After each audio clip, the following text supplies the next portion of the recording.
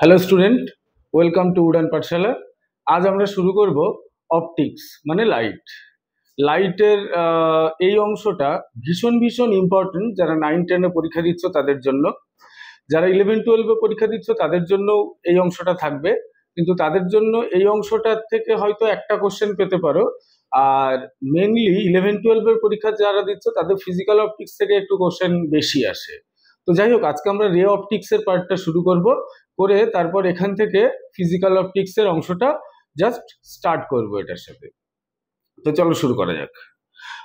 তো একদম প্রথমেই আমরা জানবো যে দেখো স্ক্রিনে লেখা আছে হোয়াট ইজ লাইট।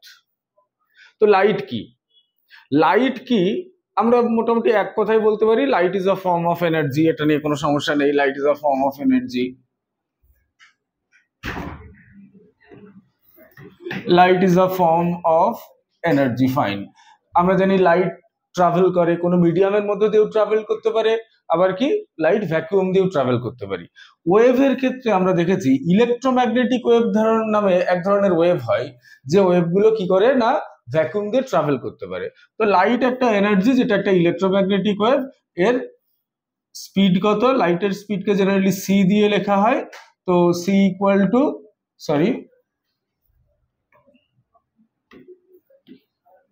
লাইটের যে স্পিড, সাধারণত এটাকে সি দিয়ে ডিনোট করা হয়। এটার ভ্যালু হলো 3 × 10⁸ মিটার পার সেকেন্ড। এটা তার মানে কত হলো?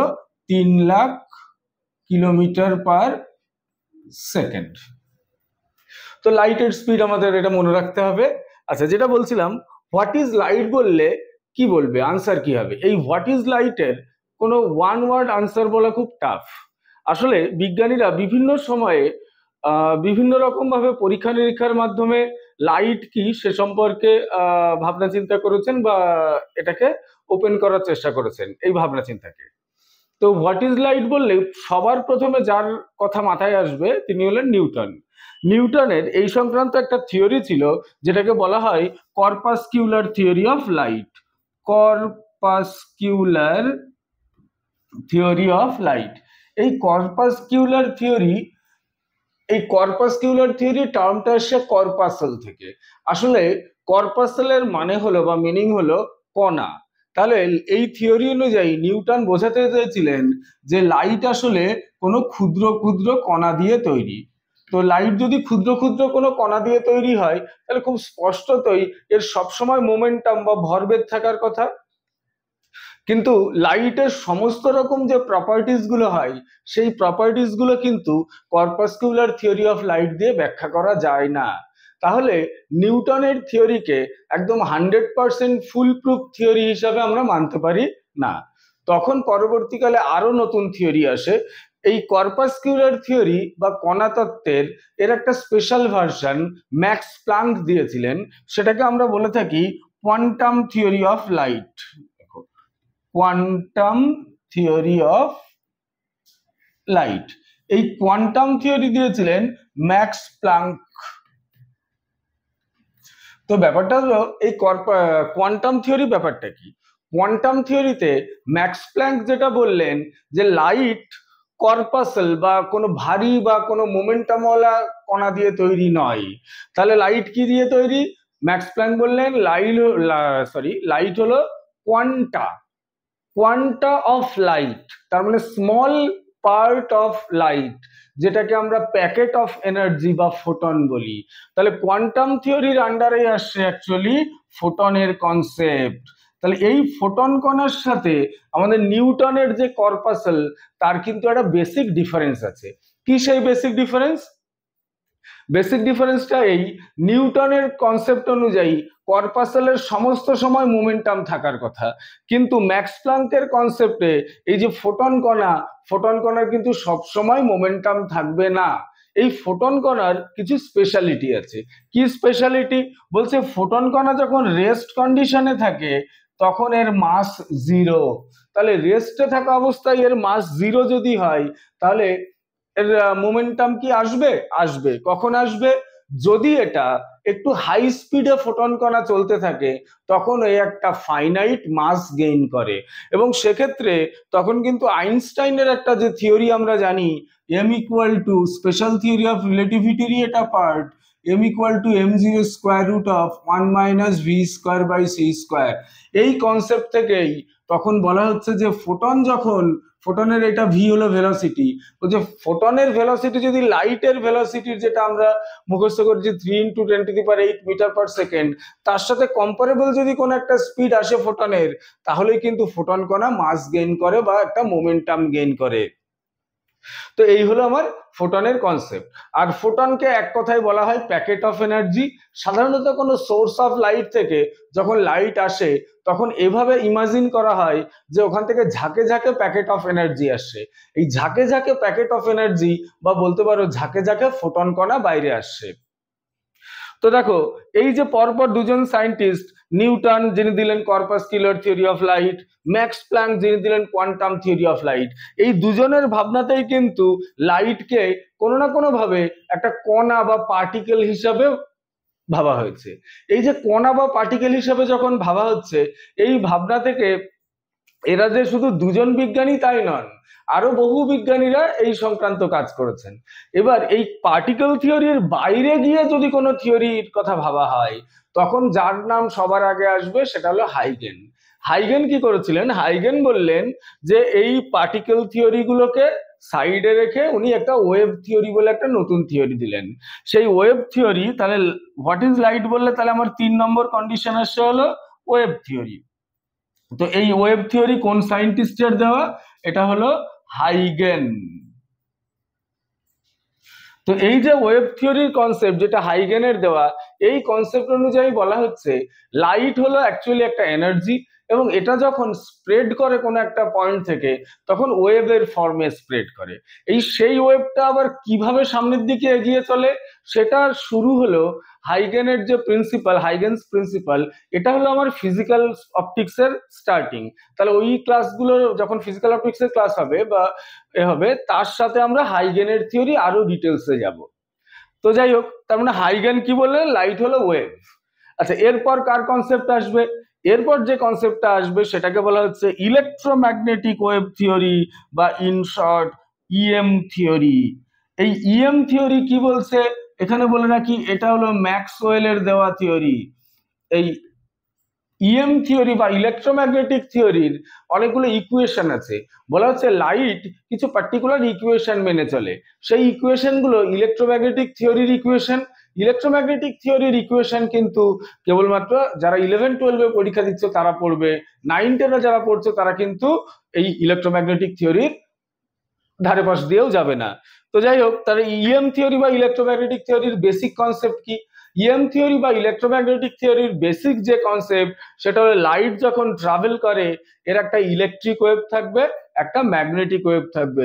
এই দুটো ওয়েভ একসাথে সামনের দিকে চলবে, এবং এই সামনের দিকে চলার ক্ষেত্রে বলে রাখি ইলেকট্রিক ওয়েভের সাথে ম্যাগনেটিক ওয়েভটা পারপেন্ডিকুলার থাকবে, এবং এই দুজনের সাথে পারপেন্ডিকুলার যে থাকবে সে হলো এর স্পিড বা ভেলোসিটি।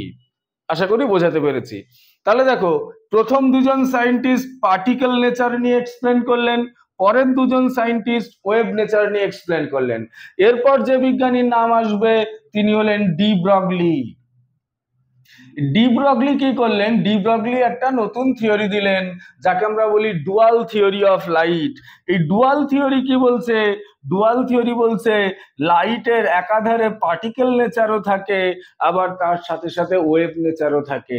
এই পার্টিকেল নেচার এবং ওয়েভ নেচার দুটোকে একসাথে মিশিয়ে ডি ব্রগলি একটা নতুন কনসেপ্টে আসলেন যাকে আমরা বলছি ডুয়াল থিওরি অফ লাইট।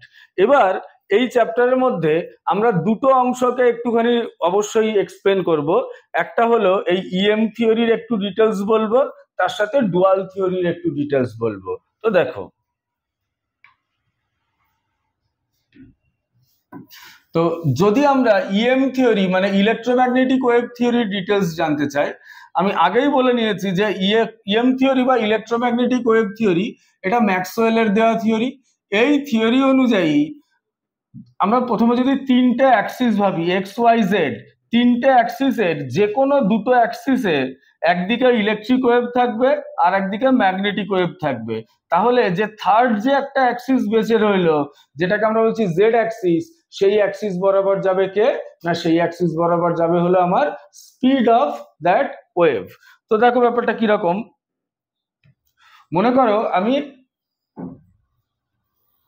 এই একটা ইলেকট্রিক ওয়েভের ছবি আঁকলাম, তো আমরা ভেবে নিলাম যে আমার ইলেকট্রিক ওয়েভটা এক্স অ্যাক্সিস বরাবর আছে, মানে পজিটিভ এক্স অ্যাক্সিস বরাবর।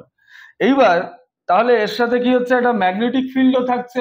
ইলেকট্রোম্যাগনেটিক ফিল্ড থিওরি যেটা, তাতে বলা হচ্ছে ইলেকট্রিক ফিল্ড এবং ম্যাগনেটিক ফিল্ড দুটো এভাবে পারপেন্ডিকুলার থাকবে। তাহলে দেখো এই যে ওয়েভটা, এই ওয়েভটা কিন্তু ম্যাগনেটিক ফিল্ড বা ম্যাগনেটিক ওয়েভ, আর এই ব্ল্যাক কালারের যেটা আছে এটা কিন্তু ইলেকট্রিক ওয়েভ। এবার দেখো আমরা যদি এবার এখানে আরেকটা অ্যাক্সিস ভাবি, এই বরাবর এটাকে যদি ওয়াই ভাবি, তাহলে ভাবা যেতে পারে এক্স অ্যাক্সিসের পারপেন্ডিকুলারলি কে যাচ্ছে, সরি এক্স অ্যাক্সিস বরাবর কে যাচ্ছে, এক্স অ্যাক্সিস বরাবর যে কম্পন হচ্ছে সেটা হলো ইলেকট্রিক ফিল্ডের, ওয়াই অ্যাক্সিস বরাবর কার হচ্ছে ম্যাগনেটিক ফিল্ডের, তাহলে এটা অবশ্যই আমাদের জেড অ্যাক্সিস। তাহলে এই জেড অ্যাক্সিসটা হলো কি আমাদের কি না পুরো ওয়েভের অভিমুখ বা ডাইরেকশন। সাধারণত ইলেকট্রোম্যাগনেটিক ওয়েভ যেটা, তাকে এইভাবে ডিনোট করা হয় যে E equal to E zero sine omega T minus K x. এই যে দেখো ইটা হলো ইলেকট্রিক ফিল্ড, ই জিরো হলো maximum value of electric field, sign omega T minus K x. এখানে এক্স কি ডিনোট করে, এখানে এক্স ডিনোট করছে যে আমার যে ওয়েভটা এক্স ডাইরেকশনে যাচ্ছে। তাহলে এই ছবি অনুযায়ী কিন্তু আমার এই ইকুয়েশনটা হয়নি, আমাদের কিন্তু এই ছবিতে দেখতে পাচ্ছি আমাদের জেড অক্ষ বরাবর কি আছে ওয়েভটা যাচ্ছে, তাহলে জেড অক্ষ বরাবর গেলে এখানে কিন্তু অবশ্যই কে জেড হওয়া উচিত। আচ্ছা, এটা তো ইলেকট্রিক ফিল্ডের জন্য। এবার যদি ম্যাগনেটিক ফিল্ডের জন্য নিই, তাহলে ম্যাগনেটিক ফিল্ডের জন্য নিলে এটা B equal to B zero sine omega T minus K Z হবে। বোথ দুটো কেসেই দেখো কে এর সাথে জেড আছে, এই জেড কিন্তু আসলে ইলেকট্রিক ফিল্ড বা ম্যাগনেটিক ফিল্ডের ডাইরেকশন বোঝায় না, এখানে জেড কিন্তু পুরো ওয়েভটা কোন ডাইরেকশনে মুভ করছে সেটা বোঝায়। তো এখান থেকে আমরা দুই একটা ইম্পর্টেন্ট ইকুয়েশন একটু মনে রাখবো। ফার্স্ট, এই ইলেকট্রিক ফিল্ডের যে ভ্যালু ই, তাকে যদি আমরা ম্যাগনেটিক ফিল্ডের ভ্যালু বি দিয়ে ডিভাইড করি, তাহলে যদি এখানে দেখো ডিভাইড করো এই অংশটা কাটছে, কাটলে maximum value of E that is E zero divided by maximum value of B that is B zero পাওয়া যায়। এটা দিয়েও অ্যাকচুয়ালি এই ইলেকট্রোম্যাগনেটিক ওয়েভের স্পিড জানা যায়। আচ্ছা, এরপর চলে আসো আর একটা ভাবে স্পিড জানা যায়। বলছে কোনো একটা মিডিয়ামের মধ্যে কোনো একটা ইলেকট্রোম্যাগনেটিক ওয়েভ যখন মুভ করে তখন তার যে স্পিড হয় তার ফর্মুলা এইভাবে নিতে হয়, root over of mu naught epsilon naught. এই মিউ নট আর এপসাইলন নটটা কি, এটা হলো কোনো মাধ্যমের চৌম্বক ভেদ্যতা, এটা তড়িৎ ভেদ্যতা। এর আগে আমরা যখন ইলেকট্রোস্ট্যাটিক্স বা ম্যাগনেটিজম পড়িয়েছি সেখানে তোমাদের মিউ নট এপসাইলন নট বোঝানো হয়েছে, এবং এদের একটা নির্দিষ্ট মান আছে। এসআই পদ্ধতিতে যদি এদের মানগুলো কত একটু রিকল করার চেষ্টা করি, দেখো মিউ নটের মান ছিল 4 পাই ইন্টু 10⁻⁻⁷, আর এপসাইলন নটের ভ্যালু ছিল হলো 8.85 ইন্টু 10⁻⁻12। এই পুরো ক্যালকুলেশন করলে অ্যাকচুয়ালি এখানে আনসার আসবে 3 ইন্টু 10⁸ মিটার পার সেকেন্ড। তাহলে আসলে কোনো মিডিয়ামে কোন একটা ইলেকট্রোম্যাগনেটিক ওয়েভ কত স্পিডে যাচ্ছে সেটা জানার জন্য কিন্তু এই দুটো ফর্মুলাকেই বেসিক্যালি আমাদের ইউজ করতে হয়। ওকে, এরপর দেখো এখানে তো আমরা ইলেকট্রোম্যাগনেটিক ওয়েভের জানলাম কি না, স্পিড কিভাবে বের করতে হয় সেটা জানলাম। এবার যেটা জানবো আমরা সেটা হলো ইলেকট্রোম্যাগনেটিক ওয়েভের কিছু এক্সাম্পল আছে। লাইট পড়ছি মানে লাইট একাই যে শুধু ইলেকট্রোম্যাগনেটিক ওয়েভ তা কিন্তু নয়, এই লাইটের সাথে সাথে আরো কিছু ইলেকট্রোম্যাগনেটিক ওয়েভ আছে। কারা না, যেমন radio wave, microwave, X ray, gamma ray, ultraviolet ray, infrared ray, এই সমস্তগুলোই কিন্তু ইলেকট্রোম্যাগনেটিক ওয়েভ। এবার প্রশ্ন হলো আমরা এদের নাম কেন মনে রাখবো? এদের নাম মনে রাখতে হবে এই কারণেই, কারণ তোমাকে 4টে ওয়েভ দিয়ে দেবে, দিয়ে বলবে কার ওয়েভলেংথ সবচেয়ে বেশি বলো, কিংবা বলবে কার ফ্রিকোয়েন্সি সবচেয়ে বেশি বলো। তাহলে এটা আমরা কিভাবে জানবো? এটাকে মনে রাখার জন্য আমাদের এই লিস্ট মনে রাখতে হবে। দেখো একদম ওপরে থাকছে রেডিও ওয়েভ, তার নিচে আস্তে আস্তে নিচের দিকে নেমে আসো ইনফ্রারেড, আরো নিচে নামো ইউভি রে। ইউভি রে বলতে আসলে আলট্রাভায়োলেট রে বোঝাচ্ছে। আরো নিচের দিকে নামো, আরো নিচের দিকে নামলে আসছে হলো তোমার এক্স রে এবং গামা রে। এই পাঁচটা রে মেইনলি ইম্পর্টেন্ট, এছাড়াও আরো কিছু রে আছে সেগুলোর মধ্যে আমরা যাচ্ছি না। এই পাঁচটা রে সম্পর্কে যদি একটু দু এক কথা বলতে হয়, প্রথমে চলে আসো রেডিও ওয়েভের কথা। রেডিও ওয়েভ কি কাজে লাগে না, রেডিও ওয়েভ যে কাজে লাগে সেটা হলো সাধারণত কোনো একটা জায়গা যেখানে সাউন্ড ওয়েভ ট্রাভেল করতে পারছে না, তাহলে কমিউনিকেশনের জন্য আমরা কিন্তু সাধারণত রেডিও ওয়েভ ইউজ করে থাকি। দেখো বেশিরভাগ টিভি বা রেডিও এই কমিউনিকেশন গুলো কিন্তু সব রেডিও ওয়েভের মধ্যে দিয়ে হয়। আচ্ছা, ইনফ্রারেডের একটা ভীষণ ইম্পর্টেন্স আমাদের লাইফে আছে, সেটা হলো আমরা যে লাইট দেখতে পাই বা হিট পাই, লাইট বলবো না, যে আমরা যে হিট পাই, যে কোনো হিট কিন্তু অ্যাকচুয়ালি ইনফ্রারেড, এটাকে বাংলায় বলে অবলোহিত রশ্মি। এবার চলে আসা ইউভি রশ্মি। ইউভি রশ্মি আমাদের শরীরের জন্য ক্ষতিকর, মানে লিভিং যে সেলগুলো আছে তার জন্য ক্ষতিকর, কিন্তু লিভিং সেলের জন্য ক্ষতিকর হলেও ইউভি রশ্মিকে আমরা আমাদের অনেক কাজে লাগাই। যেমন ইউভি রশ্মি দিয়ে কি হয়, ওয়াটার পিউরিফিকেশনে ইউজ করা হয়। এই ইউভি রে এবং ইনফ্রারেড এর মাঝখানে পড়ছে হলো নর্মাল যে ভিজিবল লাইট তার রেঞ্জটা। আর এরপর চলে আসো এক্স রে গামা রে। এক্স রে গামা রে এদের ইউজ তোমরা জানো, তাই এবার বললাম না। যত ওপর থেকে এই লিস্টে নিচেই নামবে তত এদের ফ্রিকোয়েন্সি গুলো ইনক্রিজ করবে, ফ্রিকোয়েন্সি ইনক্রিজেস। সিমিলারলি নিচ থেকে যদি ওপরে যাও তাহলে ওয়েভলেংথ ইনক্রিজেস। তাহলে এখান থেকে কোশ্চেন কেমন আসবে বুঝতে পারছে? তাহলে দেখো রেডিও ওয়েভ, তারপর ইনফ্রারেড, তারপর লাইট, তারপর ইউভি, তারপর এক্স, তারপর গামা, এই যে পাঁচটা বা ছটা ধরনের ইএম ওয়েভ আমরা লিখেছি বা তড়িৎচুম্বকীয় তরঙ্গ লিখেছি, যে কোনো চারটে তুলে দিয়ে বলতে পারে যে কোনটার ম্যাক্সিমাম ফ্রিকোয়েন্সি। অথবা এখান থেকে আরেক ধরনের কোশ্চেনও আসতে পারে যে ওয়েভ লেংথের অ্যাসেন্ডিং অর্ডারে সাজাও বলে চারটে ওয়েভ এখান থেকে দিয়ে দিল, তো এটাকে রেডি করতে হবে। তাহলে এই যে আমরা থিওরি গুলো দেখেছিলাম, এই থিওরি গুলোর মধ্যে ইলেকট্রোম্যাগনেটিক ওয়েভ থিওরির একটা ছিল হলো এইটুকু জানলেই আপাতত হচ্ছে। এবার চলে আসো যেটা ডি ব্রগলির থিওরি। ডি ব্রগলির থিওরিকে আসলে আমাদের সিলেবাসে খুব স্পষ্ট করে বলা নেই যে কতটা করতে হবে, সেজন্য আমরা ডি ব্রগলির মোস্ট ইম্পর্টেন্ট যে পার্টটা শুধু সেই অংশটা করব, সেটা হলো ডি ব্রগলির যেটা হাইপোথিসিস আছে সেটা। ডি ব্রগলি হাইপোথিসিসটা কি এবার একটু দেখো।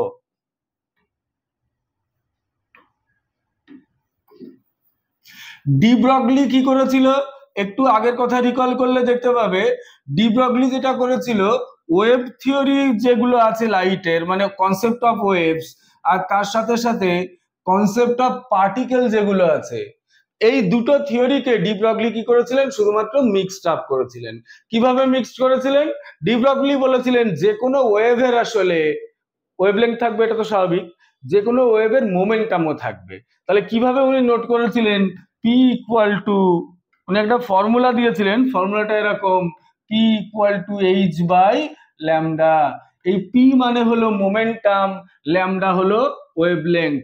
অর্থাৎ যে কোনো অবজেক্ট যার কোনো একটা মোমেন্টাম থাকবে, কোন একটা ওয়েতে তার একটা ওয়েভলেংথও থাকবে। তাহলে যখন কোন একটা পরিস্থিতি বা কোন একটা বিষয় যার মোমেন্টামও থাকে আবার ওয়েভলেংথও থাকে, তার মানে কি তার পার্টিকেল নেচারও আছে আবার ওয়েভ নেচারও আছে। কিরকম একটা এক্সাম্পল দিয়ে বলি, মনে করো একটা ফুটবল আমরা কিক করলাম, ফুটবলটা ছুটছে, এবার এই ফুটবলটা যখন ছুটছে, ফুটবলের একটা মোমেন্টাম আছে, এটা একদম সাদা চোখে বোঝা যায় যে হ্যাঁ ফুটবলের একটা মোমেন্টাম আছে। মোমেন্টাম মানে ভরবেগ, ভর আছে বেগ আছে, গুণ করলাম ভরবেগ পেয়ে গেলাম। কিন্তু এই ফুটবলটা যখন যাচ্ছে, এটা কি কোনো ওয়েভ ফর্মে যাচ্ছে? অবশ্যই যাচ্ছে। যে কোনো অবজেক্ট মোমেন্টাম থাকলেই তার ওয়েভলেংথ থাকবে বা ওয়েভ থাকবে। তাহলে আমরা কেন ফুটবলকে যাওয়ার সময় দেখি না এরকম এরকম করে যাচ্ছে, এরকম তো দেখি না। আসলে এটা না দেখার কারণ যেটা, সেটা হলো ফুটবলকে যখন কিক করা হয় ফুটবলের স্পিড কিন্তু রিলেটিভলি কম থাকে। এবার এই রিলেটিভলি কম মানে কোন কিসের রিলেটিভে কম, আসলে স্পিড অফ লাইটের রেসপেক্টে কম। স্পিড অফ লাইট এর কাছাকাছি স্পিড যদি কোনো অবজেক্টের হয় তখনই তার মোমেন্টামকে আমরা কি করতে পারি না আইডেন্টিফাই করতে পারি। তাহলে যে কোনো অবজেক্ট এই মানে বিশেষত তোমার ডি ব্রগলির যে হাইপোথিসিস, এই ডি ব্রগলি হাইপোথিসিস তখনই কাজ করে যদি অবজেক্টের যে স্পিড বা ভেলোসিটি সেটা কম্পারেবল টু কি হয় না লাইট স্পিড হয়। আশা করি এই পর্যন্ত বোঝানো গেছে। চলো তাহলে এই পর্যন্ত আমরা আসলে জানলাম হোয়াট ইজ লাইট। আবারও বলছি হোয়াট ইজ লাইট মানে কোনো সিঙ্গেল ওয়ার্ডে বলা খুব মুশকিল, এইটুকু পড়লে মোটামুটি তোমাদের পরীক্ষার জন্য চলে যাবে। আর হোয়াট ইজ লাইট বলতে গেলে হয়তো ঘন্টার পর ঘন্টা বলা সম্ভব, কিন্তু পরীক্ষার জন্য এর বাইরে আর যাওয়ার দরকার নেই। পরের টপিকে চলো। আচ্ছা এবার দেখবো প্রপার্টিজ অফ লাইট। এই প্রপার্টিজ অফ লাইটের মধ্যে কি কি আছে? লাইটের রিফ্লেকশন, লাইটের রিফ্রাকশন, ওকে, তারপর লাইটের ডিসপারশন, তারপর আছে হলো লাইটের ইন্টারফেয়ারেন্স, নেক্সট আছে লাইটের ডিফ্রাকশন, নেক্সট আছে হলো পোলারাইজেশন। প্রশ্নটা হলো কেন এই প্রপার্টি গুলোকে আমাদের আলাদা আলাদা আলাদা জানতে হবে? দেখো এই যে লাস্টের যে তিনটে প্রপার্টি আছে এই তিনটে প্রপার্টিকে রে অপটিক্স দিয়ে মানে লাইট হলো একটা পার্টিকেল বা একটা সিম্পল রে, এটা দিয়ে বোঝানো একটু মুশকিল হয়ে যায়। তাহলে কি দিয়ে বোঝাতে হয়? এটাকে বোঝানোর জন্য লাইটকে অবশ্যই ওয়েভ ভাবতে হয়। তাহলে অ্যাকচুয়ালি এই যে তিনটে প্রপার্টি, এই তিনটে প্রপার্টি প্রুফ করে লাইট অবশ্যই ওয়েভ, এবং এই প্রপার্টি গুলোকে লাইটকে ওয়েভ ভেবে যিনি কনসেপ্টটাকে ব্যাখ্যা করেছিলেন তিনি হলেন হাইগেন, যে থিওরিটা আমরা একটু আগেই জেনে এসেছি। আর এই যে রিফ্রাকশন, রিফ্লেকশন বা ডিসপারশন, এই প্রপার্টি গুলো কিন্তু লাইটের ওয়েভ থিওরিকেও যেমন সাপোর্ট করে তার সাথে সাথে লাইটের পার্টিকেল নেচার বা রে নেচারকেও সাপোর্ট করে। তো আমরা এবার যেটা জানবো লাইটের ওয়েভ থিওরি মানে হাইগেনের যে থিওরি, যেটাকে আমরা ইন শর্ট হাইগেন্স প্রিন্সিপাল বলি, সেই হাইগেন্স প্রিন্সিপালটা একটুখানি জেনে নিলে আমাদের হোয়াট ইজ লাইট ব্যাপারটা পুরোপুরি কমপ্লিট হবে। তাহলে হাইগেন্স প্রিন্সিপাল জানতে গেলে আবার একটু বোর্ডের দিকে ফলো করো। হাইগেন্স প্রিন্সিপালে বলা হচ্ছে, হাইগেন প্রথমেই যেটা একটু ডিফাইন করে নিলেন এই প্রিন্সিপালটা ব্যবহার করার জন্য মানে এক্সপ্লেন করার জন্য, সেটা হলো একটা ওয়েভ ফ্রন্টের কনসেপ্ট হাইগেন বললেন। কিসের কনসেপ্ট বললাম না? Wave front. হাইগেনের যে ওয়েভ ফ্রন্টের যে কনসেপ্টটা, হাইগেনের এই ওয়েভ ফ্রন্টের কনসেপ্টের এই থিওরিটাকে আমরা বলছি ওয়েভ থিওরি। তো এই ওয়েভ থিওরিতে হাইগেন প্রথমে ডিফাইন করলেন যেটা, সেটা হলো ওয়েভ ফ্রন্ট। তাহলে আমরা একটু বোঝার চেষ্টা করি এই ওয়েভ ফ্রন্ট ব্যাপারটা কিরকম। মনে করো একটা সোর্স অফ লাইট আছে, একটা পয়েন্ট সোর্স অফ লাইট। আমাদের কনসেপ্টে কি জানি যে এই পয়েন্ট সোর্স অফ লাইট থেকে এরকম একটা রে বের হয়। হাইগেন কিন্তু সেটা বললেন না। হাইগেন কি বললেন? এখান থেকে এনার্জিটা কোন একটা সোর্স বা পয়েন্ট সোর্স থেকে লাইটটা সব দিকে ইকুয়াল স্পিডে এভাবে বেরিয়ে যাচ্ছে। তাহলে লাইটটা যদি ইকুয়াল স্পিডে সমস্ত দিকে যায় তাহলে প্রত্যেকটা মোমেন্টে এভাবে সামনের দিকে যে একটা নির্দিষ্ট জ্যামিতিক আকার পাচ্ছি, এই জ্যামিতিক আকারটাকেই আমরা বলছি ওয়েভ ফ্রন্ট। এই ওয়েভ ফ্রন্ট কিভাবে সামনের দিকে এগোয়? এই ওয়েভ ফ্রন্ট সামনের দিকে যে এগোয় তারও আবার কিছু থিওরি আছে। থিওরিটা বললেন, হাইগেন বললেন যে যদি কোনো একটা ওয়েভ ফ্রন্ট ধরো এভাবে আছে, এই ওয়েভ ফ্রন্ট সামনের দিকে কিভাবে এগোবে? বলছে কোনো একটা ওয়েভ ফ্রন্টের প্রত্যেকটা ইন্ডিভিজুয়াল পয়েন্ট আবার ছোট ছোট ওয়েভ ফ্রন্ট যেগুলোকে আমরা ওয়েভলেট বলি, সেই ওয়েভলেট তৈরি করে। তার মানে কি প্রত্যেকটা ওয়েভ ফ্রন্ট আবার এভাবে ছোট ছোট একটা একটা করে বাচ্চা ওয়েভ ফ্রন্ট তৈরি করছে। এই ছোট বা বাচ্চা ওয়েভ ফ্রন্ট গুলোকে আমরা ওয়েভলেট বললাম। এই ওয়েভলেট গুলো যে আউটার সারফেস, সেইগুলোকে যদি আমরা এইভাবে একটা সঞ্চার পথ ড্র করি, এটাকে বলা হয় এনভেলপ। এই এনভেলপটাই হলো আমার পরবর্তী ওয়েভ ফ্রন্ট। আচ্ছা, এখানে আরেকটা কনসেপ্ট মনে রাখতে হবে, ওয়েভ ফ্রন্টের উপর যে রেজ অফ লাইট, সেটা কিন্তু সবসময় পারপেন্ডিকুলার হয়। কি বললাম, ওয়েভ ফ্রন্টের উপর রেজ অফ লাইট গুলো অবশ্যই পারপেন্ডিকুলার হবে। তাহলে এই কনসেপ্ট থেকে এলো। এইবার এখান থেকে আমাদের যে প্রশ্ন আসতে পারে, ডিফারেন্ট ডিফারেন্ট শেপের ওয়েভ ফ্রন্ট তার লাইট সোর্স কেমন হতে পারে সেগুলো জানতে চাইতে পারে। তো এখান থেকে দুটো এমসিকিউ, যেটা অলরেডি হয়ে গেছে একটু বলে নি। একটা এমসিকিউ হলো ওয়েভ ফ্রন্টের সাথে রেজ অফ লাইটের অ্যাঙ্গেল কত। সেকেন্ড হলো ওয়েভ ফ্রন্ট গুলো যখন সামনের দিকে যাচ্ছে কিভাবে যায়, না এনভেলপ ফর্ম করে করে সামনের দিকে যায়। অ্যান্ড প্রত্যেকটা ওয়েভ ফ্রন্টের প্রত্যেকটা individual point serve as a source of wavelet. I think it is clear. Okay, তাহলে এইবার যেটা বলবো সেটা হলো source of light different different wave ফ্রন্টের জন্য কেমন হয়। এই সোর্স অফ লাইট, আচ্ছা তাহলে ওয়েভ ফ্রন্টের শেপ কেমন হয়? সবসময় ওয়েভ ফ্রন্ট যে গোলই হবে এরকম কোনো বাধ্যবাধকতা নেই। যদি আমাদের স্ফেরিক্যাল ওয়েভ ফ্রন্ট লাগে, ধরো আমরা একটা টেবিল বানালাম, ছোট্ট একটা টেবিল বানালাম, যে এখানে নোট করলাম source of light, source of light, আর এখানে মনে করো আমার shape of wave front, shape of wave front. তাহলে ওয়েভ ফ্রন্ট এটাকে যদি বানাই তাহলে কিভাবে হচ্ছে দেখো। যদি আমার একটা পয়েন্ট সোর্স নেওয়া হয়, পয়েন্ট সোর্স মানে এরকম একটা পয়েন্ট সোর্স, এখান থেকে ওয়েভ ফ্রন্ট গুলো কিভাবে আসছে, এই গোল গোল করে সামনের দিকে এগোচ্ছে। তাহলে এখানে শেপ হলো অবশ্যই স্ফেরিক্যাল। ওকে, এবার মনে করো আমরা চাইছি একটা সিলিন্ড্রিক্যাল ওয়েভ ফ্রন্ট বানাবো। এই সিলিন্ড্রিক্যাল ওয়েভ ফ্রন্ট কিভাবে বানাবো, তার জন্য আমাদের তাহলে দরকার হলো একটা লং লাইট সোর্স, মানে একটা লিনিয়ার লাইট সোর্স। কি করে, এটা এইদিকে এদিকে এদিকে এদিকে সব দিকেই ওয়েভ ফ্রন্ট তৈরি করছে, এবং ফাইনালি এরকম আমরা একটা সিলিন্ড্রিক্যাল ওয়েভ ফ্রন্ট পেলাম। তাহলে এটার জন্য লাগবে একটা লাইন বা লিনিয়ার সোর্স, অথবা যদি একটা ছোট সিলিন্ডারও নিই তাহলেও চলবে। তাহলে লাইন অথবা সিলিন্ড্রিক্যাল দুটো সোর্স অফ লাইটের জন্যই shape of wave front cylindrical হয়। এরপর চলে আসো, আমরা যদি চাই প্লেন ওয়েভ ফ্রন্ট, এই প্লেন ওয়েভ ফ্রন্ট হলো সবচেয়ে ইম্পর্টেন্ট অংশ।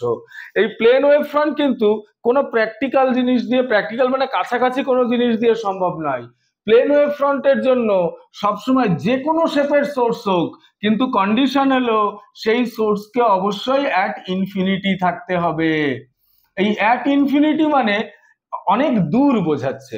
যেমন ধরো সানলাইট যখন আমাদের আর্থে আসে, সানলাইট আসার সময় আমরা জানি অলমোস্ট প্যারালাল লাইট আসে। এই প্যারালাল লাইট মানে এগুলো তো রেজ। তাহলে আমরা যদি দেখি এর ওয়েভ ফ্রন্ট কেমন হবে, কারণ দেখো প্যারালাল লাইট বা রেজ যেগুলো আছে, ওয়েভ ফ্রন্টের সাথে রেজ অলওয়েজ পারপেন্ডিকুলার থাকে, এটা বেসিক রুল। তাহলে এই প্যারালাল লাইট গুলোর সাথে যদি একটাই পারপেন্ডিকুলার শেপ ভাবতে হয়, সেটাকে কি হতে হবে, অবশ্যই প্লেন হতে হবে। তাহলে কোন একটা প্লেন ওয়েভ ফ্রন্ট পেতে গেলে আমাদের সোর্স অফ লাইট কে কোথায় থাকতে হবে, অ্যাট ইনফিনিটি থাকতে হবে। তো এই হলো আমাদের ওয়েভ ফ্রন্টের কনসেপ্ট।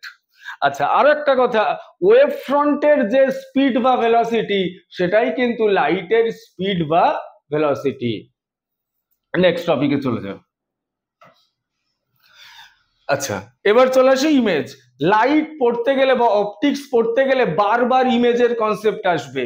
এই মিরর বলো, লেন্স বলো, স্ফেরিক্যাল মিরর বলো, যাই কিছু বলি না কেন বারবার ইমেজের কথা বলা হবে। কখনো দু রকমের ইমেজ হয়, একটা রিয়েল ইমেজ, একটা ভার্চুয়াল ইমেজ। আমাদেরকে আইডেন্টিফাই করা শিখতে হবে কোনটা রিয়েল ইমেজ কোনটা ভার্চুয়াল ইমেজ, মানে কোনটা সদ্বিম্ব কোনটা অসদ্বিম্ব। এই সৎ আর অসৎ বা রিয়েল আর ভার্চুয়াল ইমেজকে যদি আমরা চিনতে চাই, দেখো একটা হলো রিয়েল আর একটা হলো ভার্চুয়াল। রিয়েল মানেই হলো সদ্বিম্ব, আর ভার্চুয়াল মানে হলো অসদ্বিম্ব। এটা চেনার জন্য একটা ছোট্ট কনসেপ্ট মাথায় ঢুকিয়ে নাও, চিনে যাবে সব। প্রথমে তাহলে আমাদের জানতে হবে অসৎ। মনে করো আমি একটা আয়নার সামনে দাঁড়িয়ে আছি। আয়নার সামনে দাঁড়ালে আমরা কি দেখতে পাই, আয়নার মধ্যে আমার একটা প্রতিবিম্ব তৈরি হয়েছে। আয়নার মধ্যে আমার যে প্রতিবিম্বটা তৈরি হয়েছে, আমরা যদি চাই আয়নার ভেতরে যে প্রতিবিম্ব হয়েছে, যে জায়গাতে প্রতিবিম্বটা তৈরি হয়েছে সেই জায়গাটা কেমন একটু দেখে আসি, নিশ্চয়ই বুঝতে পারছো এটা প্র্যাকটিক্যাল হবে না। কেন? কারণ ওটা তো একটা কাল্পনিক জায়গা। আয়নার সামনে দাঁড়ালে প্রতিবিম্ব তৈরি হচ্ছে কোথায় না একটা কাল্পনিক জায়গাতে। আচ্ছা, ওই জায়গার মধ্যে কি লাইট এন্টার করতে পারছে? নিশ্চয়ই নয়। তাহলে লাইট ওখানে আসলে কি হচ্ছে? লাইট আসলে ওই স্ক্রিনের উপর বা ওই প্রতিফলকের উপর পড়ে ব্যাক করছে, আমাদের মনে হচ্ছে যেন লাইট ভেতরে গিয়ে মিট করছে। তাহলে যেহেতু আয়নার ক্ষেত্রে আমরা দেখলাম প্রতিবিম্ব সত্যিকারের জায়গায় তৈরি হলো না, একটা ভার্চুয়াল বা কাল্পনিক জায়গায় তৈরি হলো, তাহলে এই কাল্পনিক জায়গায় তৈরি প্রতিবিম্বকেই আমরা ভার্চুয়াল বা অসৎবিম্ব বলে থাকি। তাহলে এখান থেকে আমরা অসৎবিম্বের কয়েকটা ক্যারেক্টারিস্টিক্স কে যদি নোট করি, তাহলে কি কি হচ্ছে? ক্যারেক্টারিস্টিক্স নাম্বার 1, 1 নম্বর ক্যারেক্টারিস্টিক্স বলছে এক্ষেত্রে কিন্তু লাইট আফটার রিফ্লেকশন বা রিফ্রাকশন সত্যি সত্যি মিট করে না, মনে হয় যেন মিট করেছে অথবা মনে হয় যেন কোনো একটা পয়েন্ট থেকে বাইরে বেরিয়ে আসছে। নাম্বার 2, এবার দেখো যে প্রতিফলক বা যে রিফ্লেক্টর যার উপর প্রতিফলন হচ্ছে বা প্রতিসরণ হচ্ছে কোনো দুই মাধ্যমের বিভেদ তলে, সেখানে যদি আমরা একটা পর্দা দিয়ে দিই, তাহলে কি এই এইভাবে প্রতিবিম্ব তৈরি হওয়া সম্ভব? কোনোভাবেই সম্ভব না, কারণ পর্দা দিলে লাইটটা তো ভেতরে যাবেই না বা যাওয়ার চেষ্টাই করবে না। নাম্বার 3, প্রতিবিম্বের শেপ কেমন হবে? শেপ বলতে এটা উল্টানো হবে নাকি সোজা হবে? এটা অবশ্যই প্রতিবিম্বটা সোজা হবে। সোজা মানে আমরা এটাকে বাংলায় সমশীর্ষ বা ইংরেজিতে আপরাইট বলে থাকি। এখানে বাংলা টার্মটাই লিখলাম, বাংলায় সমশীর্ষ। 2 নম্বরটা ছিল পর্দায় ফেলা যায় না, পর্দায় ফেলা যায় না। এন্ড নাম্বার 1-এ কি বলেছিলাম? আলো এখানে সত্যি সত্যি মিলিত হয় না বা কোনো পয়েন্ট থেকে আসে না, মনে হয় যেন মিলিত হয়েছে বা মনে হয় যেন কোনো একটা পয়েন্ট থেকে ওটা বাইরের দিকে ছড়িয়ে পড়ছে। এই হলো আমার ভার্চুয়াল এর কনসেপ্ট। রিয়েল ইমেজ কিন্তু এর পুরো উল্টো। রিয়েল ইমেজের একটা এক্সাম্পল মাথায় রাখবে। রিয়েল ইমেজের এক্সাম্পল মানে একদম সিনেমার পর্দার কথা মনে করো। সিনেমার পর্দার ক্ষেত্রে কি হয়? সিনেমার পর্দার ক্ষেত্রে ওই ওপর থেকে প্রজেক্টরের মতো লাইটটা এসে একটা পর্দার উপর পড়লো, তাহলে এখানে যে প্রতিবিম্ব বা ইমেজটা তৈরি হচ্ছে সেটা একটা প্র্যাকটিক্যাল জায়গা, পর্দার উপরে তৈরি হচ্ছে, আমরা চাইলে পর্দাটাকে ছুঁয়ে টুয়ে দেখতে পারি। তাহলে কি হচ্ছে? রিয়েল ইমেজের ক্ষেত্রে অবশ্যই ইমেজ একটা প্র্যাকটিক্যাল জায়গায় ফর্ম হবে। তার মানে light after reflection or refraction সত্যি সত্যি কোনো বিন্দুতে মিলিত হবে বা সত্যি সত্যি কোনো একটা বিন্দু থেকে ছড়িয়ে পড়ছে বলে মনে হবে। তো এই হলো আমার রিয়েল ইমেজের কনসেপ্ট। রিয়েল ইমেজ হলো পুরো ভার্চুয়াল ইমেজের উল্টো উল্টো। তাহলে ভার্চুয়ালটা কি ছিল? পর্দায় ফেলা যায় না, আর রিয়েল ইমেজ তো তৈরি হয় পর্দার উপর। ভার্চুয়াল কি ছিল? সমশীর্ষ। রিয়েল ইমেজ বা সদ্বিম্বের ক্ষেত্রে কি হয়? এটা অবশীর্ষ। শব্দটি কি হয়? অবশীর্ষ। এই অবশীর্ষ মানে উল্টানো, অবশীর্ষ মানে উল্টানো। এই উল্টানোর কনসেপ্টটা কিরকম ভাবে বোঝাই বলি। মনে করো তোমাদের কাছে একটা চামচ আছে, এই চামচটাকে এই একদিকে কনভেক্স মানে উত্তল, এই অবতল, কনকেভ মানে অবতল, আর একদিকে উঁচু মানে উত্তল। এই দুটো দিকে যদি মুখ করো, দেখবে একদিকে মুখটা সোজা দেখাচ্ছে, অন্য একটা দিকে দেখবে মুখটা এরকম উল্টো করে আছে। তার মানে যেটা উল্টো করে আছে এটাকেই আমরা বলছি অবশীর্ষ প্রতিবিম্ব বা উল্টানো প্রতিবিম্ব। এখানে আরো একটা জিনিস বলে নিচ্ছি, সমশীর্ষ এবং অবশীর্ষের সাথে কিন্তু পার্শ্বীয় পরিবর্তনের কোনো সম্পর্ক নেই। সাধারণত আমরা আয়নার সামনে দাঁড়ালে দেখি বাদিকটা ডান দিক মনে হয়, ডান দিকটা বাদিক মনে হয়, এটার সাথে কিন্তু সমশীর্ষ বা অবশীর্ষের কোনো সম্পর্ক নেই। সমশীর্ষ অবশীর্ষ নির্ণীত হবে কেবলমাত্র আপ ডাউন অ্যালাইনমেন্টের উপরেই, সাইড বাই সাইড অ্যালাইনমেন্টের উপর কোনো সমশীর্ষ অবশীর্ষের কনসেপ্ট আসবে না। ওকে, এবার দেখো সিমেট্রিক অবজেক্ট কোনগুলোকে বলে একটু বলে রাখি। যেহেতু পার্শ্বীয় পরিবর্তন কথাটা অলরেডি বলা হলো একবার, সেজন্য সিমেট্রিক অবজেক্টের কথাটাও বলি। সিমেট্রিক অবজেক্ট বলতে বোঝাচ্ছে হলো যে যেসব অবজেক্ট এই যে বাদিকটা ডান দিক ডান দিকটা বাদিক আমরা রিফ্লেকশনের পর হচ্ছে হওয়ার পরেও একই রকম দেখতে হয়, তাদেরকে বলে সিমেট্রিক অবজেক্ট। এক্সাম্পল বলি, আমি যদি আয়নার সামনে একটা বড় হাতের এ কে রাখি, আয়নার ওপারেও একটা বড় হাতের এ একই রকম হবে। যদি একটা বি কে রাখি, বিটা দেখবে এরকম উল্টে গেল।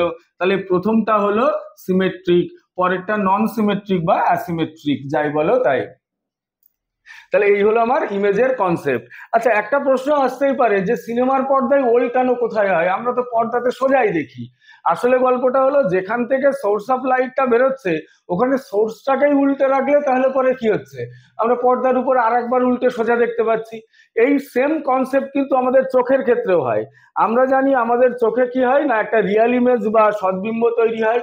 কোথায় তৈরি হয়, যে অবজেক্টকে আমরা দেখছি সেই অবজেক্ট থেকে প্রথমে আলো আসে, আমাদের চোখের লেন্সে পড়ে, লেন্সে প্রতিসরণের পর তারপর কি হয় না, লেন্সের পেছন দিকে রেটিনা নামে একটা পর্দা থাকে, সেই পর্দার উপর কিন্তু একটা অবশিষ্ট বা উল্টানো প্রতিবিম্ব তৈরি হয়।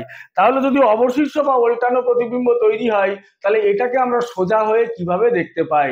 এই কেন সোজা দেখি তার এখনো পর্যন্ত বিজ্ঞানীরা কোনো সঠিক সিদ্ধান্তে আসতে পারেননি।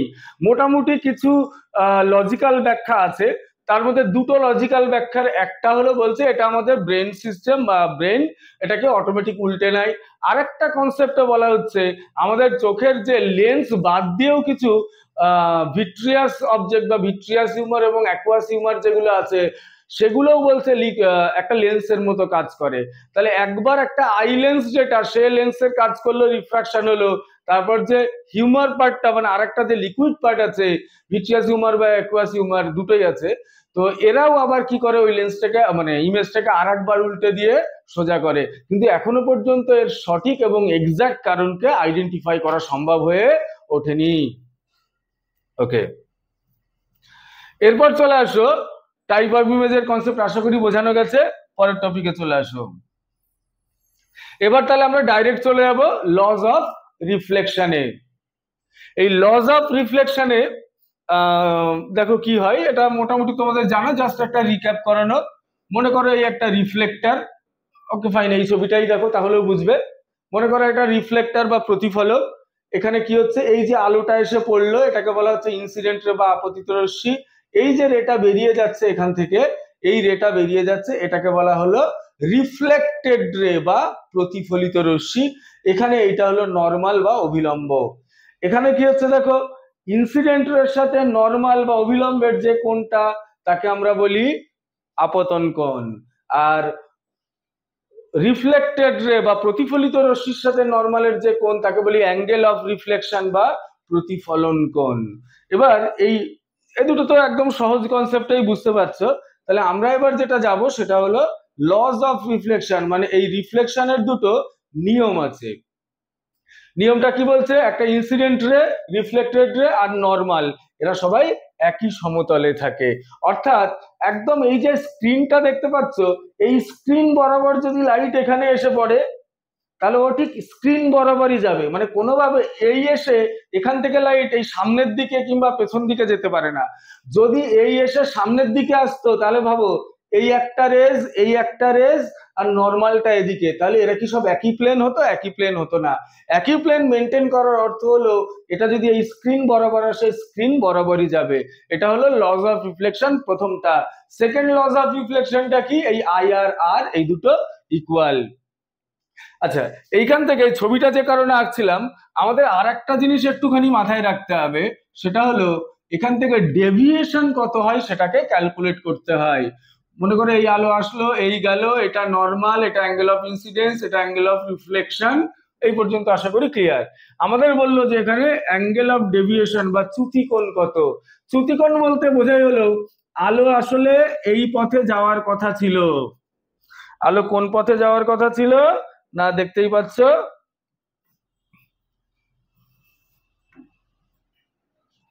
আলোর যাওয়ার কথা ছিল এই পথে, কিন্তু আলো কিন্তু এ পথে গেল না।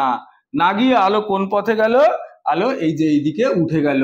তাহলে এই যে এই পথে যাওয়ার কথা ছিল না গিয়ে এইদিকে উঠে গেল, তাহলে মানে বলতে পারি আলোর নিজের অরিজিনাল রাস্তা দিয়ে প্রতিফলন হয়েছে বলে এই যে ডাবল দাগ দেওয়া যে পার্টটা এতটা অংশ বেঁকে গেছে, এইটাকেই আমরা অ্যাঙ্গেল অফ ডেভিয়েশন বলি। এর ভ্যালুটা যদি ক্যালকুলেট করতে হয় একদম ইজি ব্যাপার, এই পুরোটা হলো 180 ডিগ্রি, তার থেকে বাদ যাবে কে, এই আই আর আর বাদ যাবে, তাহলে 180 মাইনাস আই প্লাস আর। এই আই এবং আর দুটোই তো সমান, সেজন্য এখানে লেখা হয় 180 ডিগ্রি মাইনাস 2i। তাহলে প্রতিফলনের ক্ষেত্রে অ্যাঙ্গেল অফ ডেভিয়েশন ক্যালকুলেট করার ফর্মুলা হলো 180 ডিগ্রি মাইনাস 2 পাই, এই 2i, i মানে অ্যাঙ্গেল অফ ইনসিডেন্স। পরের টপিকে চলে এসো। Image form by a plane mirror. দেখো image form by plane mirror মানে এখান থেকে এর কিছু ক্যারেক্টারিস্টিক্স আমাদের মনে রাখতে হবে। Number 1, image distance object distance সমান। Number 2, image size object size সমান। এই দুটো কমন ফ্যাক্টর। দুটো আরো কম ফ্যাক্টর আছে যেখান থেকে কোশ্চেন আসতে পারে। নাম্বার 1, একজন মানুষ তার যদি সম্পূর্ণ ইমেজ দেখতে চাই কোন একটা মিররে, তাহলে সেই মিররের মিনিমাম সাইজ কত হতে হবে? যদি একটা 6 ফুটের লোক হয়, সেই 6 ফুটের লোকের যদি পুরো ইমেজ দেখতে চাই, তাহলে অন্তত 3 ফুট মিরর লাগবেই লাগবে। 3 ফুটের কম হলে সে যত দূরেই নিজেকে সরিয়ে নিক না কেন, সম্পূর্ণ নিজেকে দেখতে পাবে না। এটা একটা জিনিস মনে রাখবে। আর একটা ব্যাপার, মনে করো এই একটা আমার মিরর আছে, এই সামনে একটা অবজেক্ট আছে, এই অবজেক্টটা মনে করো মিররের দিকে ইউ স্পিডে সামনে যাচ্ছে, তাহলে বলতে পারো ইমেজটা কত স্পিডে আসবে? এইখানে এই প্রশ্নের উত্তর দেওয়ার জন্য একটা ছোট্ট বিষয় মাথায় রাখতে হবে, যে মনে করো এই অবজেক্টটা মিররের দিকে আসছে এবং আমরা কি জানি ইমেজটাও তাহলে মিররের কাছাকাছি চলে আসবে। তাহলে হিসাব সহজ, অবজেক্ট ইউ স্পিডে আসছে তাহলে ইমেজও ইউ স্পিডে যাবে, কিন্তু অতটাও সহজ না। এখানে গল্পটা হলো কে বিষয়টাকে অবজার্ভ করছে, অবজারভারের উপর ডিপেন্ড করছে যে এই ইমেজের স্পিড কত হবে। বলছে যে নিজে অবজেক্ট, সে যদি ইউ স্পিডে আসে এবং সে নিজে অবজারভার হয়, তাহলে সে দেখবে তার ইমেজ ডাবল স্পিড মানে 2u স্পিডে আসছে। আর যদি কেউ মিররের পাশে দাঁড়িয়ে একজন থার্ড পার্সন দেখে বিষয়টাকে, তাহলে সে দেখবে অবজেক্টেরও যা স্পিড ইমেজেরও সেম স্পিড। তার মানে যদি অবজেক্ট স্পিড যদি ইউ হয়, with respect to object speed of image is 2u, with respect to mirror speed of image is only u. আশা করি মনে থাকবে। আচ্ছা, এখান থেকে আর একটা জিনিস আসে, সেটা হলো দুটো মিরর আছে, তাদের মধ্যে ধরো এই পারপেন্ডিকুলার আছে, এখানে একটা অবজেক্ট আছে, তাহলে আমরা জানি এক্ষেত্রে 1 2 3 এই 3টে ইমেজ ফর্ম হয়। তাহলে এইটা যেমন ছবি এঁকে বোঝানো যাচ্ছে, এটা কিন্তু একটা ফর্মুলা দিয়েও ক্যালকুলেট করা যায়। একটা খুব কমন ফর্মুলা আছে, 360 degree divided by theta minus 1। মনে করো দুটো মিররের মধ্যে 60 ডিগ্রি অ্যাঙ্গেল আছে, এই দুটো মিরর আছে এরকম, এদের মধ্যে এই 60 ডিগ্রি অ্যাঙ্গেল আছে। এবার আমি কি বললাম না, এইখানে আমার একটা অবজেক্ট রেখেছি, তাহলে এখানে মোট কটা ইমেজ ফর্ম হবে? এই কটা ইমেজ মোট ফর্ম হবে বের করতে গেলে 360 ডিভাইডেড 60 মাইনাস 1, তাহলে কত হলো 6 মাইনাস 1 ইকুয়াল টু 5, মানে 5টা ইমেজ ফর্ম হবে। আচ্ছা, এখানে তো গল্পটা হচ্ছে 5 ধরো পূর্ণ সংখ্যায় এসে গেছে, যদি আমাদের একটা পূর্ণ সংখ্যায় না আসতো, ধরো 5.1 হতো, তাহলে কিন্তু আমরা নাম্বার অফ ইমেজ সবসময় পরের নাম্বারটা নেব। এই রাউন্ড অফ করে হিসাব করার দরকার নেই, যেটা 5.1 5-এর কম আছে বলে ওটা 5 হয়ে যাবে তা নয়, কিন্তু 5.01ও যদি হয় তাহলেও আমরা নাম্বার অফ ইমেজ কিন্তু পরের নাম্বার মানে 6-এ চলে যাব। আশা করি বোঝাতে পেরেছি। পরের টপিকে চলো। আচ্ছা, এবার চলে আসি হলো স্ফেরিক্যাল মিরর। এই স্ফেরিক্যাল মিররের মধ্যে কি আছে না, দু রকমের স্ফেরিক্যাল মিরর হয়, একটাকে আমরা উত্তল লেন্স বলি, একটাকে অবতল লেন্স বলি। এই ভুল বললাম, সরি, একটাকে উত্তল দর্পণ বলি আর একটাকে অবতল দর্পণ বলি। এই উত্তল মানে হলো কনভেক্স, আর অবতল মানে হলো কনকেভ।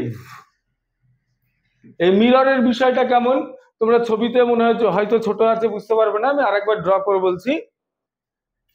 মনে করো এই হলো আমার একটা মিরর, অবশ্যই দেখো এর রিফ্লেক্টর পার্ট কোথায়, ভেতরের দিকে, তাহলে এটা হলো একটা উত্তল দর্পণ। এটা কেমন দর্পণ না, একটা উত্তল, সরি ভুল বললাম, এটা একটা অবতল দর্পণ। এই অবতল দর্পণের ক্ষেত্রে তাহলে এখানে আলো পড়বে, এখানে আলো পড়ার পর কি হবে, এখানে আলোর প্রতিফলন হবে, এই আসলো এই আসলো। এখানে দু একটা ইম্পর্টেন্ট পয়েন্ট বলে রাখি, এই মাঝখানের যে লাইন এটাকে বলে প্রধান অক্ষ। প্রধান অক্ষকে দর্পণটা যে বিন্দুতে ছেদ করে তাকে বলা হচ্ছে হলো মেরু। যেখানে লাইট প্যারালাল লাইট পড়ার পর প্রধান অক্ষের উপর যেখানে ছেদ করে সেই বিন্দুটাকে বলে ফোকাস। মেরু থেকে ফোকাস পর্যন্ত এই ডিস্টেন্সটাকে বলে ফোকাস দূরত্ব। উত্তল দর্পণ এবং অবতল দর্পণ দুজনের ক্ষেত্রেই এই কনসেপ্টটা সেম। তাহলে আমরা যেটা চলে যাব সে বিষয়টাতে, সেটা হলো এদের কেমন ইমেজ ফর্ম হয়।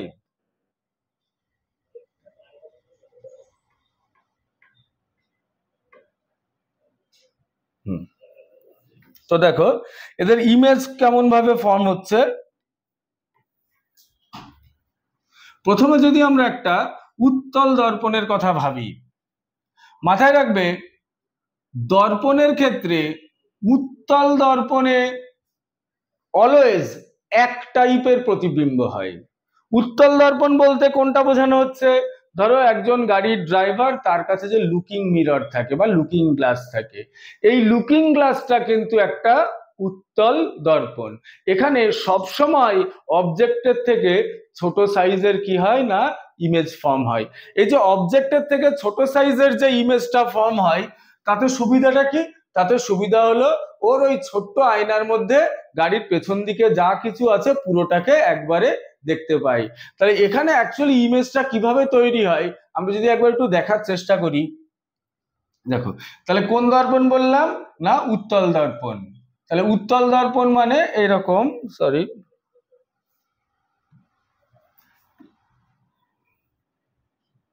এই হলো আমার একটা উত্তল দর্পণ, এই হলো এর প্রধান অক্ষ। এর সামনে কোনো একটা জায়গায় আমি কোনো পার্টিকুলার ডিস্টেন্স ফিক্সড করলাম না, এর সামনে কোনো একটা জায়গাতে কি না একটা অবজেক্ট রাখলাম। রাখার পর এই ধরো লাইট এসে পড়লো এর উপর, লাইট এসে পড়ার পর এইখানে মনে করো এর ফোকাস আছে, এখানে মনে করো ওর সেন্টার অফ কার্ভেচার আছে। তাহলে লাইট এসে পড়ার পর কি হবে, ওর এই সোজাসুজি লাইটটা রিফ্লেক্ট হয়ে বেরিয়ে গেল। আর সেন্টার অফ কার্ভেচারের সোজা যদি একটা লাইট যায়, এইভাবে মনে করো সেন্টার অফ কার্ভেচারের দিকে লাইটটা যাচ্ছে, তাহলে এই জিওমেট্রিক থিওরিটা কি বলছে, যে কোনো রেডিয়াস হলো সেই স্ফিয়ারের উপর পারপেন্ডিকুলার হয়। তাহলে যে কোনো রেডিয়াস যদি স্ফিয়ারের উপর পারপেন্ডিকুলার হয়, তাহলে এই যে লাইটটা গেল ও এখান থেকে তাহলে পারপেন্ডিকুলারলি পড়লো। আর যে কোনো মিররে পারপেন্ডিকুলার লাইট এসে পড়লে ওটা পারপেন্ডিকুলারলি ওপর দিকে চলে যায়, তাহলে এইভাবে এসে পড়লে ওটা এইভাবেই বেরিয়ে গেল। তাহলে দেখো এখানে কিন্তু লাইট সত্যি সত্যি কোনো পয়েন্টে মিট করেনি, বাট এই পয়েন্টে মনে হচ্ছে যেন এরা মিট করেছে। তাই যেখানে আমরা বলছি মনে হচ্ছে যেন মিট করেছে, এখানেই অ্যাকচুয়ালি তৈরি হচ্ছে আমার ইমেজ। এবং কনসেপ্ট অনুযায়ী বা ডেফিনেশন অনুযায়ী বুঝতেই পারছো এটা অবশ্যই ভার্চুয়াল বা অসৎবিম্ব হবে। তাহলে এটা কি দর্পণ ছিল, উত্তল দর্পণ। মাথায় রাখতে হবে উত্তল দর্পণের সমস্ত সময় কি তৈরি হয় না এই অসৎবিম্ব তৈরি হয়। উত্তল দর্পণের যে কনসেপ্ট অবতল লেন্সে সেই কনসেপ্ট, আবার অবতল দর্পণে যে কনসেপ্ট উত্তল লেন্সে সেই কনসেপ্ট। তো আমরা এখানে এটা কি করলাম, আমরা এটা করলাম হলো উত্তল দর্পণ। তাহলে মাথায় রাখতে হবে উত্তল দর্পণে সবসময় বস্তুর আকারের ছোট অসৎবিম্ব তৈরি হয়, যে কারণে এটাকে লুকিং গ্লাসে ইউজ করা হয়। এবার চলে আসবো অবতল দর্পণে কেমন ইমেজ ফর্ম হয়।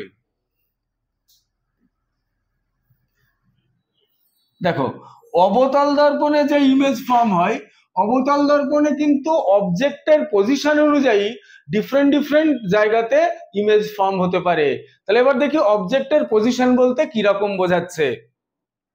তাহলে আমরা কাজ করি, প্রথমে ধরো এরকম একটা অবতল দর্পণের ছবি এঁকে নিই। ধরো এই হলো আমার অবতল দর্পণ,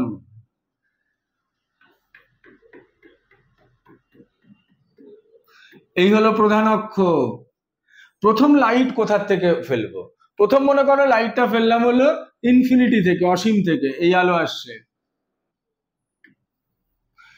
অসীম থেকে আসা আলো মানেই প্যারালাল, আর প্যারালাল লাইট আসার পরে এরা আফটার রিফ্লেকশন, দেখো এরা যদি প্রধান অক্ষের সাথে প্যারালাল হতো তাহলে কিন্তু এরা প্রধান অক্ষের উপরেই মিট করতো, কিন্তু এরা তো সবাই প্রধান অক্ষের উপর প্যারালাল নয়, এরা প্রধান অক্ষের সাথে একটা সার্টেন অ্যাঙ্গেল করে আছে, তাহলে এরা মিট করবে কোথায়?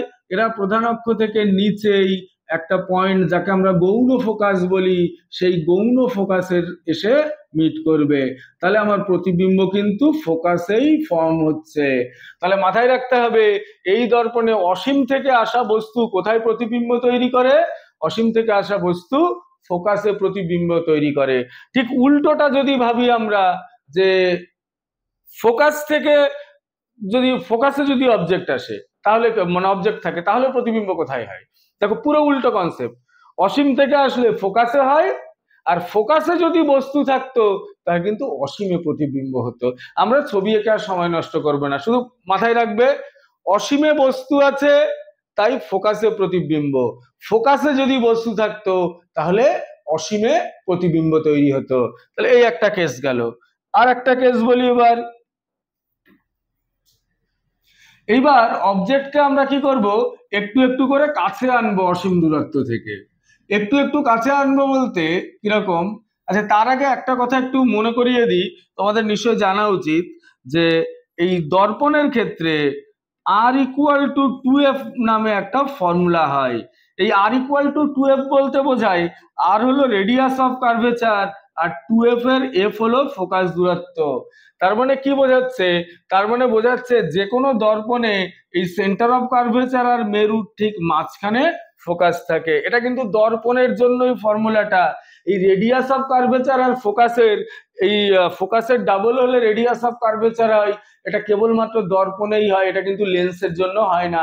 আমরা অনেক ক্ষেত্রে খুব কনফিউশনে পড়ে এই রেডিয়াস অফ কার্ভেচারের সাথে ফোকাসের সম্পর্ককে লেন্সের ক্ষেত্রেও একই বলে ভাবি, আসলে তা নয়। আসলে লেন্সের ক্ষেত্রে রেডিয়াস দুটো হয়, R1 আর R2, এবং সেক্ষেত্রে কি হয়, সেক্ষেত্রে এই যে সম্পর্কটা, তখন এই সম্পর্কটাকে কি দিয়ে করতে হয়, লেন্স মেকারস ফর্মুলা বলে একটা ফর্মুলা দিয়ে আমরা তখন সেটাকে আইডেন্টিফাই করি। তাহলে আমাদের এবারের কাজ যেটা, সেটা হলো আরেকটা অবতল দর্পণ নেব, সেই অবতল দর্পণের সামনে এবার আমরা একটা সার্টেন ডিস্টেন্সে আবার অবজেক্ট রাখবো। তো মনে করো এই হলো আমার অবতল দর্পণ ড্রয়িং কমপ্লিট, মাঝখানে প্রধান অক্ষ দেখতে পাচ্ছ, তার আগে এইখানে মনে করো ফোকাস আছে, এটা মনে করো রেডিয়াস অফ কার্ভেচার, তার মানে আমরা এটাকে এফ পয়েন্ট বলতে পারি। রেডিয়াস অফ কার্ভেচার পর্যন্ত ফোকাসের ডাবল ডিস্টেন্স তাহলে 2f বলতে পারি। আমরা এবার অবজেক্ট রাখবো, কোথায় অবজেক্ট রাখবো? মনে করো 2f এর বাইরে এইখানে অবজেক্ট রাখলাম। যখনই 2f এর বাইরে অবজেক্ট রাখবো তখন এখান থেকে দেখি আলো পড়ার পর কি হচ্ছে। এই আলো পড়লো, এই আলো পড়ার পর দেখো রুল অনুযায়ী কি হওয়ার কথা, ফোকাস দিয়ে যাওয়ার কথা, এই গেল ফোকাস দিয়ে। আচ্ছা যদি 2f দিয়ে একটা আলো পাস করে তখন কি হবে? 2f দিয়ে আলো পাস করলে এই গেল, গিয়ে এখানে কি হচ্ছে, পারপেন্ডিকুলারলি পড়ছে, কারণ আমরা জানি যে কোনো রেডিয়াসই হলো স্ফিয়ারের সাথে পারপেন্ডিকুলার হয়। তাহলে এখানে লাইটটা গিয়ে পারপেন্ডিকুলারলি পড়া মানে এই রুল অনুযায়ী ওটা আবার সেম রাস্তা দিয়ে কি হবে, ব্যাক করবে। আসলে এই লাইনটা ডট ডট নয়, এখানে আলো সত্যি সত্যি যাচ্ছে। তাহলে কি হচ্ছে দেখো, এই যে পয়েন্টটাতে যে লাইটটা মিট করলো আফটার রিফ্লেকশন, এখানে কিন্তু কোনোটাই এরকম নয় যে আলো মনে হচ্ছে যেন মিলিত হচ্ছে, তা কিন্তু নয়, এখানে আলো সত্যি সত্যিই মিলিত হচ্ছে। আর আলো যেখানে সত্যি সত্যি মিলিত হয়ে প্রতিবিম্ব তৈরি করে আমরা তাকে সদ্বিম্ব বলে থাকি। তাহলে কি হচ্ছে, যদি 2f এর বাইরে কোনো অবজেক্ট রাখা হয় তাহলে কিন্তু এক্ষেত্রে প্রতিবিম্ব কোথায় হবে, f আর 2f এর মাঝামাঝি। এর ঠিক পরের যে ছবিটা আসবে, অবজেক্টটা যদি f আর 2f এর মাঝে রাখি তাহলে প্রতিবিম্ব কোথায় হবে? কোনো ড্রয়িং এর দরকার নেই, দেখো 2f এর বাইরে অবজেক্ট, প্রতিবিম্ব এখানে, আর অবজেক্ট যদি এখানে থাকতো তাহলে প্রতিবিম্ব এখানে হতো। তাহলে একটা আর একটা শুধু পজিশন চেঞ্জ করবে।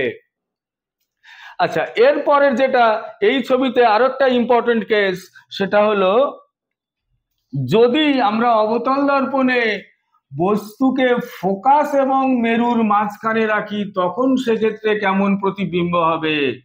তাহলে অবতল দর্পণে বস্তুকে ফোকাসের এবং মেরুর মাঝখানে যদি রাখতে চাই, রাখি, রেখে দেখি কি হয়। মনে করো এই হলো আমার অবতল দর্পণ, এই প্রধান অক্ষ,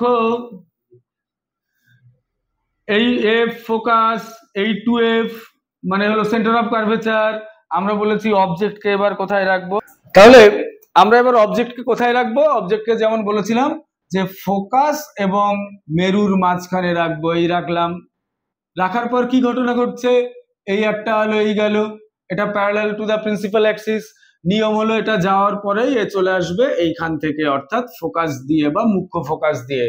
আর একটা হলো দেখো, যদি এটা টু এফ বা সেন্টার অফ কার্ভেচার দিয়ে যায় তখন কি হবে, এই গেল মনে করো, কিন্তু এই যাওয়ার পর তো রিফ্লেক্ট ব্যাক করলেও কিন্তু দেখো দূরে চলে যাচ্ছে, তার মানে এই দিকে কোথাও আলো দুটোর মিট করার কোনো চান্স নেই।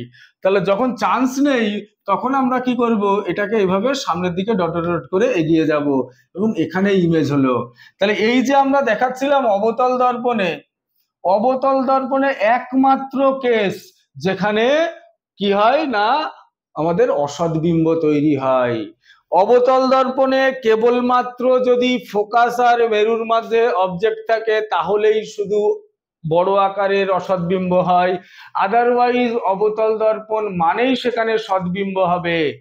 আচ্ছা, এই অবতল দর্পণে দেখো, এই টু এফ এর বাইরে যখন অবজেক্ট ছিল তখন এফ আর টু এফ এর মাঝে image, F R two F এর মাঝে যখন অবজেক্ট, টু এফ এর বাইরে ইমেজ। আর যদি টু এফ এই অবজেক্ট থাকতো তাহলে কিন্তু টু এফ এই ইমেজ হতো। অসীমে যখন অবজেক্ট থাকবে তখন ফোকাসে ইমেজ, ফোকাসে যদি অবজেক্ট থাকে তখন অসীমে ইমেজ। আর এই কেসটা তো বললামই। তাহলে অবতল দর্পণ এবং উত্তল দর্পণের এই যে ডিফারেন্ট পজিশনে ইমেজ ফরমেশন হয়, এখান থেকে একটা প্রশ্ন আসার খুব চান্স থাকে। ধরো তোমাদের বলে দিল এইভাবে যে অবতল দর্পণের এফ এবং টু এফ এর মাঝে অবজেক্ট আছে, কেমন প্রতিবিম্ব তৈরি হবে। অথবা প্রশ্ন করতে পারে কোন দর্পণে সবসময় অসৎবিম্ব তৈরি হয়, এভাবে প্রশ্ন হতে পারে। তাহলে তোমাদের কি করতে হবে, যে কোনো স্ট্যান্ডার্ড বই থেকে তোমরা এই ইমেজ ফরমেশন গুলো পেয়ে যাবে। একবার এটা দেখার পর ওই বইয়ের যে পরপর পয়েন্ট গুলো আছে সেগুলো থেকে দেখে নেবে, আশা করি ক্লিয়ার হবে। তো তোমাদের সাথে দেখা হবে আবার নেক্সট ক্লাসে।